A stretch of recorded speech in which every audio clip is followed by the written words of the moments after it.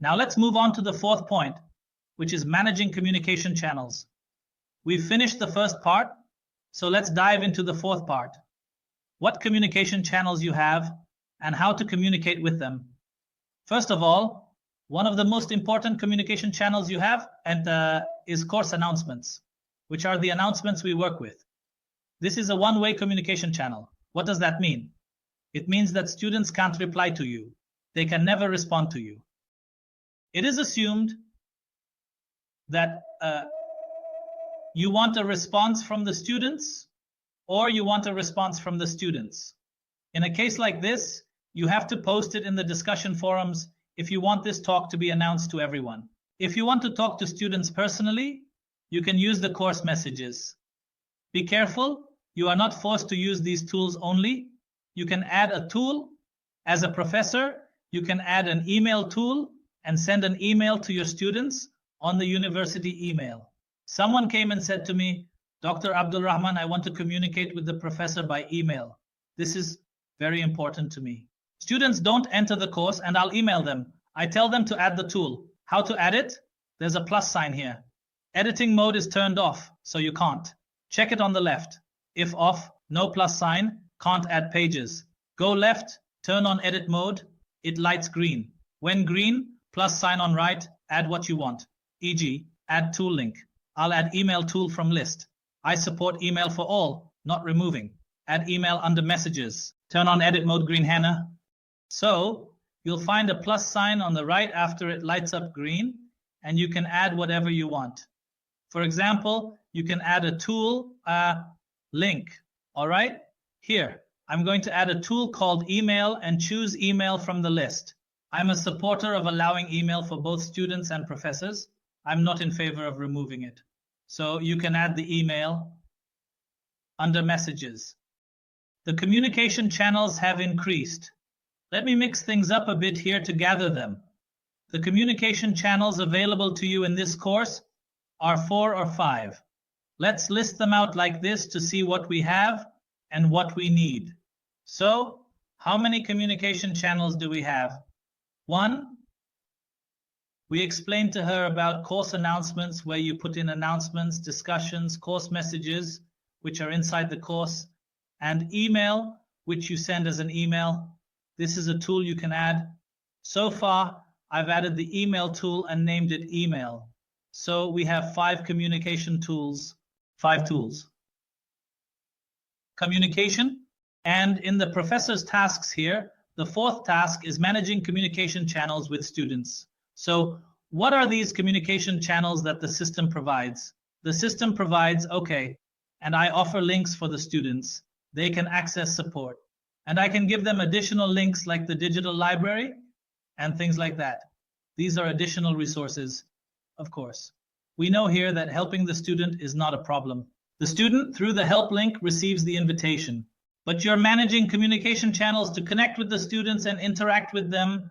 How many communication channels do I have? That's 1, 2, where are they? Let's go back again. Sorry, 1, 2, 3, 4, 5. I have few things. This is the world. Do you know how things are going? So we're organizing everything based on that. All right. I just want people to pay attention and talk to us and write to me in the chat.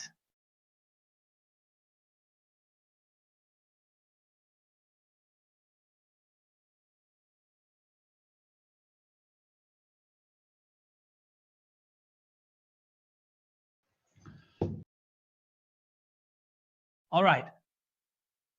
Okay, Dr. Sahar is with me. How many tools do we have? We have 5. We have 5 communication tools to connect with the students. Course announcements, which explains everything perfectly. So that leaves us with 4. You'll cover the virtual classes tomorrow. Hi.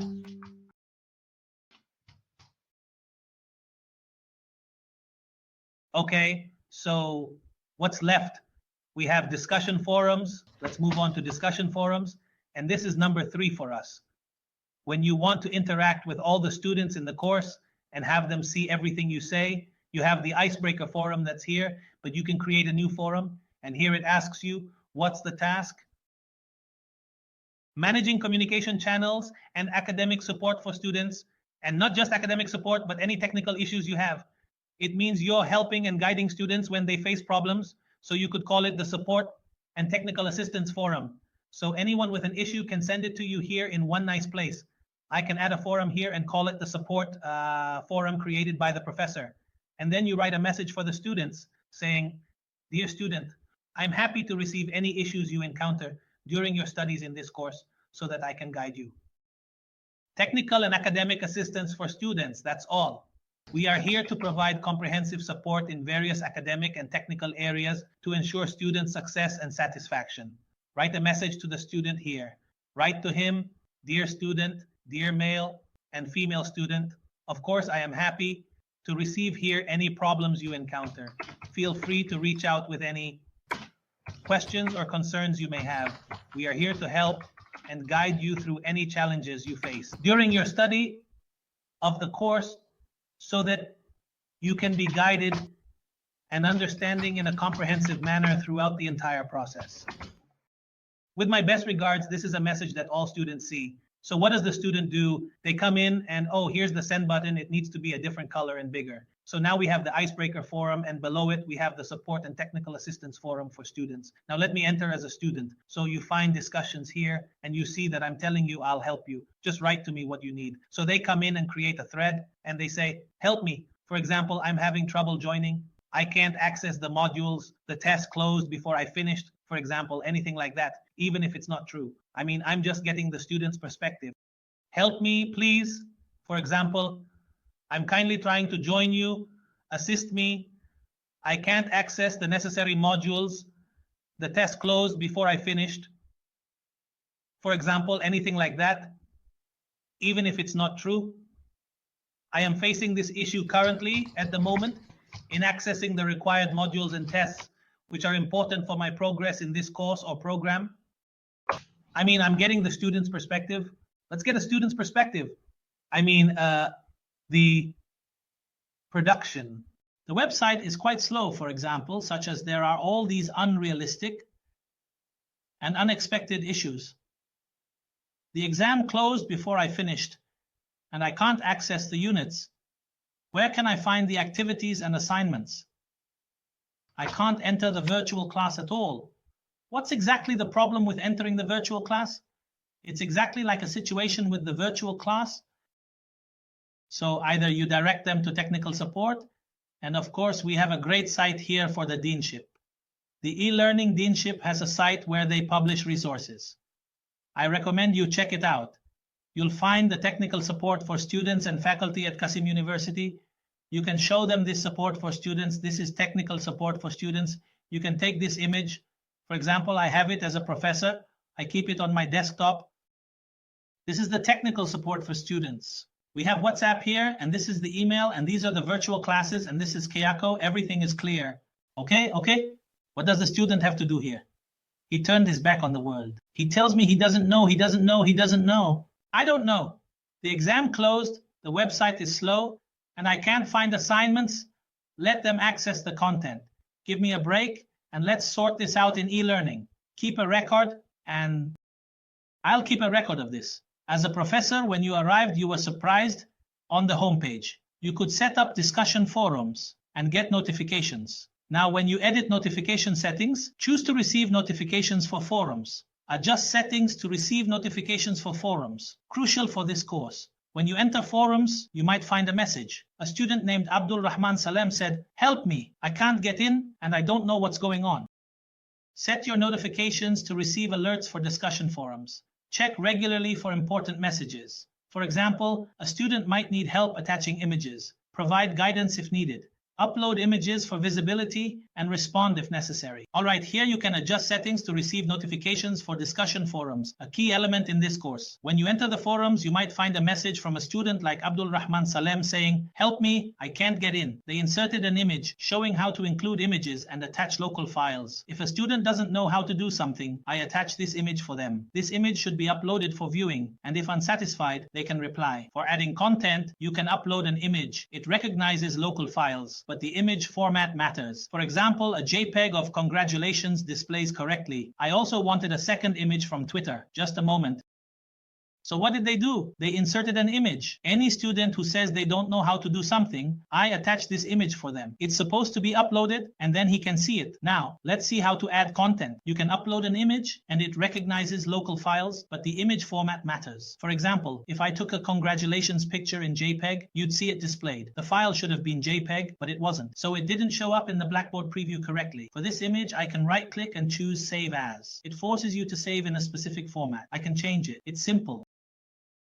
Let's see how to add content. You can upload an image and it recognizes local files, but the image format matters. For example, a JPEG congratulations picture displays correctly. I also wanted a second image from Twitter. The file should have been JPEG, but it wasn't, so it didn't show up in the Blackboard preview. I can right-click and choose Save As to change the format, like to PNG. Hopefully it will work. When I say PNG, it asks, "Are you sure?" I said, "Yes, I'm sure." But it's not really PNG. I'm just saying it is.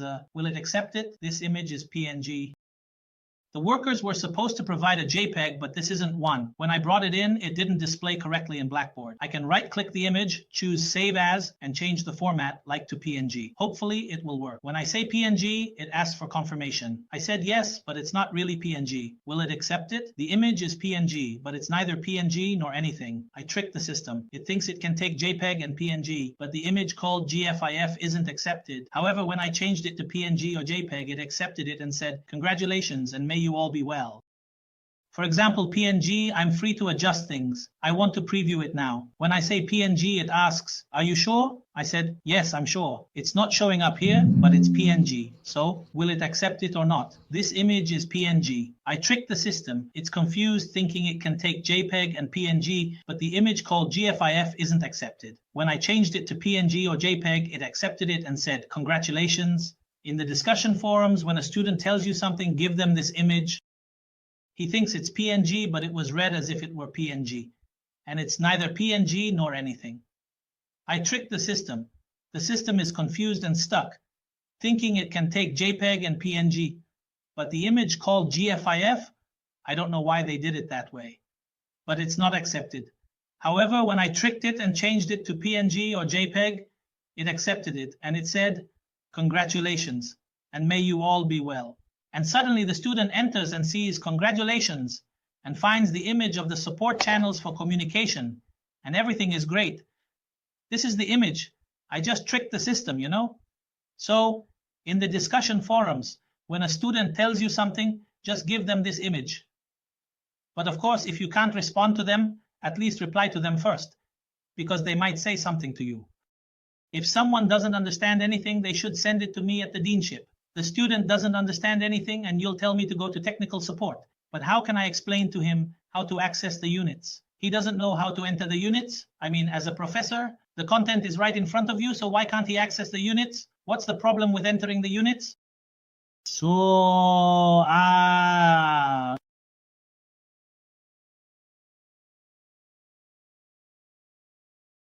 The site is slow. Try to make a T, tell it to log in again, tells you the period is up, tell it to open it, no problem. Come on, talk about that. Just tell him not to keep delaying yourself and then come and tell me I'm slow in the end. Where can I find the activities and homework? I can do the activities and homework. What's the problem? Why can't you enter the virtual class? Why? Don't you know how to get in? Check the help files. That's my advice. When something is out of your reach and you can't provide it, just open the support channels like everything is clear. So this is the third method, or as we call it, discussions. We said the virtual classrooms, I'm not concerned with them. I entered these discussions, which is basically the second thing I'm explaining, and it's the third item on the list. All right, okay, let's check the chat. So I've talked about the discussion forums. If someone doesn't understand the discussion forums, I want to move on to number 3, which is the course messages.